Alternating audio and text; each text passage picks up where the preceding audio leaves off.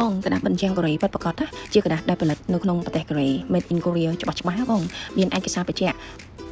លើកាតាឡុកហើយនឹងដុំกระดาษ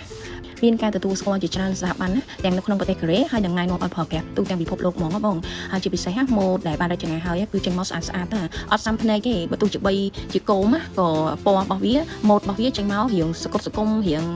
សតុនបានជាប់យូរអង្វែងហ្មងបងហើយសម្រាប់ពណ៌វិញគឺភ្លឺជាប់បានយូរហើយសម្រាប់กระดาษកូរ៉េផលិតមកថ្មីគឺប្រើឲ្យអត់ងាយហើមមុខទេបងប្រើគឺជាប់បានយូរមែនតើជាពិសេសអត់មានក្លិនដែលប៉ះពាល់ដល់សុខភាពអ្នកប្រើប្រាស់ទេបងអតិថិជនណាជាច្រើនបានប្រើប្រាស់ផលិតផលហើយនឹងសេវាកម្មពីខាងយើងខ្ញុំណាអត់មានបារម្ភពីការចំណាយលុយឲ្យខកបំណងទេបងហើយការមិនស្អាតដោយការបំពឹងទុកក៏អត់មានដែរហើយមួយទៀតណាបងធ្លាប់បិទกระดาษហើយគឺត្រូវបកចេញទេគឺខាងយើងខ្ញុំអត់មានទេបងធានាថាបាត់ហើយគឺមកពេញចិត្តហ្មងបើទោះជាបងចង់ដូរម៉ូដណាក៏ប្រើប្រាស់ស្អាតបាន10ឆ្នាំឬក៏អាចលើសពីនេះដែរគឺអាស្រ័យលើការសម្អាតជាក់ស្ដែងដែរបងក្រៅពីกระดาษរបស់កូរ៉េខាងយើងខ្ញុំក៏មានលក់กระดาษចិនកระดาษវៀតណាមកระดาษជប៉ុនហើយនឹងជាប្រភេទกระดาษបិទអញ្ចឹងណាបងសម្រាប់តម្លៃវិញគឺសមស្របទៅនឹងគុណភាពអត់ដែលមានការបញ្ចុះតម្លៃច្រើនអីទេដោយសារពួកខ្ញុំដាក់តម្លៃលក់ចំណេញឲ្យបានតិចបំផុត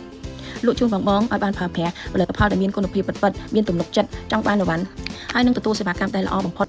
តាមដែលយើងចរចាគ្នាជាក់ស្ដែងបងសម្រាប់ទំនួលខុសត្រូវគឺមានពិតជូនបងយើងខ្ញុំអត់ធានាអីដែលលើសពីការពិតជាក់ស្ដែងជូនអតិថិជនតែខាងសូមអរគុណ